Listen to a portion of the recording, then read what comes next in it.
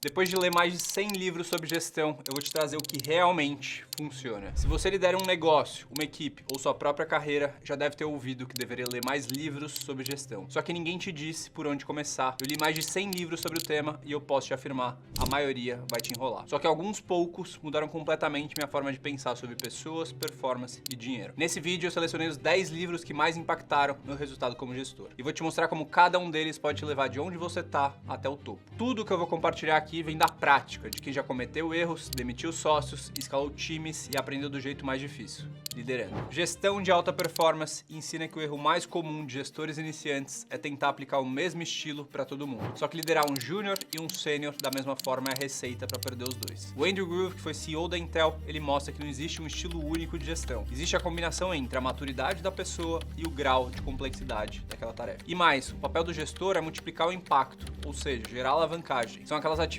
que geram mais valor para a empresa. Isso significa parar de apagar incêndio e começar a desenhar sistemas. Depois que eu entendi esse conceito, eu passei a mapear meu time por maturidade e por tarefa e não necessariamente só por cargo. Eu descobri que tinha gente júnior com autonomia em áreas que eles dominavam e gente sênior que travava em novas frentes. Isso mudou como eu delegava, cobrava e desenvolvia cada pessoa. E como gestor, eu aprendi que meu tempo tem que ser alavancado. Cada decisão, reunião, o processo precisa criar um efeito dominó positivo. O coach de $1 trilhão fala sobre a diferença entre ser gestor e ser um líder. Virar gestor é simples, alguém te dá um cargo. Agora, se tornar líder, você tem que conquistar. O Bill Campbell foi mentor do Steve Jobs, do Larry Page e do Eric Schmidt. E sabe o que ele fazia melhor do que ninguém? Ele criava conexão, dava suporte, tirava o ego da frente e desenvolvia gente pra caramba. Porque ele entendia que liderança de verdade começa por confiabilidade emocional. Esse livro me fez rever completamente meus one-on-ones. Antes, eu usava esses encontros pra cobrar e atualizar status. Depois de ler esse livro, eu comecei a escutar com atenção, perguntar com empatia e entender o que motivava cada pessoa. E qual que foi o resultado? Relações mais fortes, um time com mais autonomia e que confia mais na liderança. Empatia assertiva te ensina como dar um bom feedback. A maioria dos gestores erra por escolher entre dois extremos. Ou são duros e diretos, mais frios e machucam, ou são compreensivos e gentis que evitam conflitos e perdem o respeito. A Kim Scott mostra nesse livro que o caminho é o meio, a empatia assertiva. Você se importa com a pessoa e por isso mesmo tem coragem de falar o que ela precisa ouvir. Eu apliquei isso em feedbacks difíceis que eu vinha adiando há vários meses. Quando você traz fatos com respeito e deixando claro que o objetivo era desenvolver, a conversa muda de tom. O que antes era evitado vira espaço de crescimento real, a confiança aumenta e a performance também. O lado difícil das situações difíceis é que elas não têm respostas fáceis. E essa frase foi um tapa na minha cara. A maioria dos livros de gestão tenta te dar fórmulas prontas. Só que o mundo real ele é caótico, gente de verdade tem ego, medo e vaidade. Só quem viveu uma crise, uma demissão dura ou uma virada de jogo sabe, não existe manual. Eu usei esse livro como referência em um dos momentos mais difíceis da minha trajetória profissional, quando a gente precisou desligar 1/3 da empresa depois de um lançamento ruim. A decisão foi cheia de dor e incerteza, só que ela era necessária. O Ben Horowitz mostra que ser líder de verdade é carregar o peso que ninguém quer carregar e fazer o que precisa ser feito, mesmo quando não tem garantia de acerto. E antes de falar o quinto melhor livro de gestão, já se inscreve no canal, deixa seu like, porque assim meu conteúdo chega cada vez mais gente. E o quinto livro é A Sabedoria, do Charlie Munger. Ele trouxe com clareza algo que eu já conhecia, só que não sabia como colocar em palavras. Muita gente reclama do comportamento das outras pessoas, só que não percebe que ela mesma que desenhou o sistema que incentiva esse comportamento. Sabe o gerente do banco que te empurra aquele produto péssimo? Ele ganha bônus por volume e não pela satisfação do cliente. Sabe aquele assessor de investimento que tenta te empurrar aquele COI?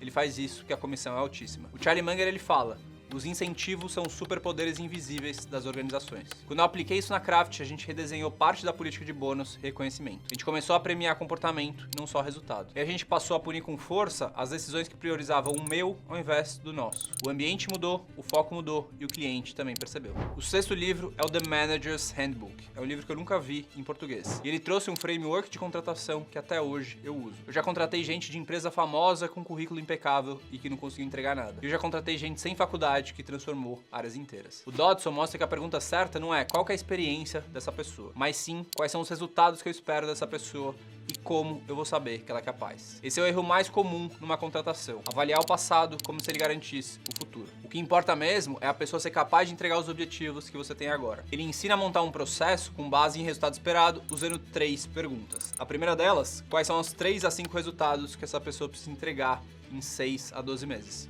Por exemplo, dobrar o faturamento, lançar um produto ou liderar uma equipe de até 10 pessoas. A segunda pergunta: como que eu saberei que a pessoa é capaz disso? E aqui você vai buscar evidências reais. Quais histórias no passado dela provam que ela já fez algo parecido?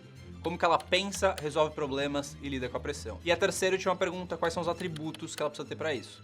Ambição, clareza, resiliência, senso de dono. Porque os atributos eles são difíceis ou quase impossíveis de ensinar.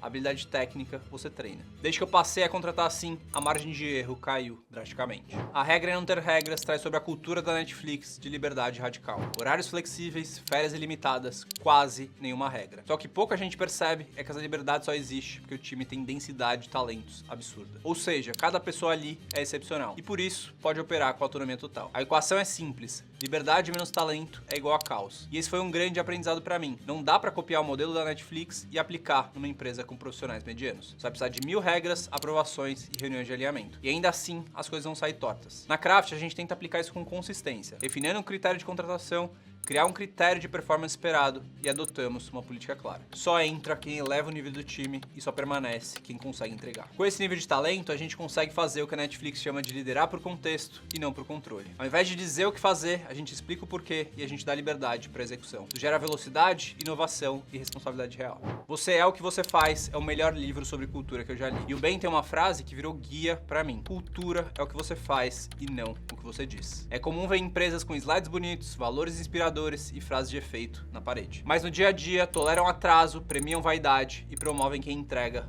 mesmo atrapalhando. Isso destrói sua cultura pela raiz. Esse livro me fez entender que a cultura não é um ponto de comunicação, é um sistema de consequência. Ou seja, o que você premia se multiplica, o que você tolera se espalha, o que você pune desaparece. E na Craft a gente aplica isso de forma concreta. A gente começou a mapear comportamentos esperados com base nos nossos valores. A gente criou alguns mecanismos de reforço, rituais de reconhecimento, bônus alinhados à cultura e até critérios culturais nas promoções. A cultura vira um filtro ativo, ela seleciona, molda e corrige o tempo todo. E o melhor, começou a se manter sozinha, as próprias pessoas passaram a proteger o que a gente construiu. Obsessão pelo cliente fala sobre como a Amazon virou uma das maiores empresas do mundo. E a razão ela é simples, ela sempre começou do cliente e foi de trás para frente. Ao invés de olhar para a concorrência, tendências ou modismos, o Jeff Bezos fazia uma pergunta: o que é o melhor para o cliente? Essa mentalidade levou a grandes acertos como o Amazon Prime e também a grandes fracassos como Fire Phone. Só que o erro lá dentro nunca foi punido. O que importava era obsessão constante e resolver a vida do cliente. E outro ponto genial que o Jeff Bezos traz é o conceito de One-Way Door e Two-Way Door. O que quer dizer esse conceito? One-Way Door é a porta que só vai e você não consegue voltar. Two-Way Door é a porta que você consegue entrar e sair. E o que ele quer dizer com essas duas diferenças? A One-Way Door, ou a porta de uma via, são aquelas decisões difíceis de reverter. Exemplo, mudar seu modelo de negócios, encerrar uma operação ou demitir um fundador. Essas decisões exigem mais tempo, mais análise e mais envolvimento da liderança. Porque depois que você passa por essa porta, é muito difícil você voltar. E a Two-Way Door é a porta de duas vias, são aquelas decisões que são reversíveis. Exemplo, testar um novo canal de marketing, mudar o layout de um aplicativo ou lançar uma funcionalidade beta. Essas você pode testar rápido e se der errado, você volta atrás. O que o Bezos percebeu é que a maioria das empresas trata decisões que são porta de duas vias como se fosse de uma única via. Qual que é o resultado disso? Lentidão, paralisia e burocracia. Esse conceito transformou nossa tomada de decisão na Craft. Hoje, ao discutir uma ideia, a primeira pergunta é: isso aqui é uma porta de uma via ou de duas? Se for reversível, a regra é clara. Decide rápido, testa logo, aprende no caminho. Isso nos dá agilidade real sem abrir mão da responsabilidade. E Conversas Cruciais traz o tema definitivo que pode mudar a sua gestão. Sua capacidade de ter conversas difíceis. Nenhum time cresce mais rápido do que a maturidade das suas conversas. E esse livro me mostrou que a liderança é, acima de tudo, a capacidade de ter conversas difíceis com responsabilidade emocional. Conversas com sócios, lideranças, colaboradores e clientes. Sabe aquelas conversas que ficam entaladas na sua garganta? Que você sabe que precisa ter, só que fica evitando? Enquanto você evita, o problema cresce. E o livro ensina um framework poderoso para essa conversa. O primeiro, segurança psicológica, deixe claro que sua intenção é construtiva e não acusar. O segundo ponto, fatos, não julgamentos. Descreva o comportamento específico sem atacar a pessoa. E terceiro, escutativa. Esteja realmente disposto a ouvir, entender e ajustar seu ponto. E o quarto, compromisso conjunto, fecha um plano claro de ação e próximos passos. Quando a gente começou a aplicar isso na Craft, o clima mudou. Conversas difíceis deixaram de ser temidas e passaram a ser vistas como ferramentas de evolução. Mais clareza, mais velocidade e menos ruído. Você acabou de ver os 10 livros que realmente moldaram minha forma de liderar e fazer gestão. E eles podem economizar anos de tentativa e erro. Só que só saber não transforma ninguém. O que te transforma é aplicar. É ter a coragem de mudar como você contrata, lidera, cobra, desenvolve e decide. Se alguma dessas ideias mexeu com você, me conta aqui nos comentários qual dessas mudanças você vai aplicar no seu time ainda essa semana. E se você quiser ir além, no próximo vídeo eu te mostro como montar um plano de crescimento real pro seu time, com metas, rituais e feedbacks que realmente funcionam na prática. Um abraço e até o próximo vídeo.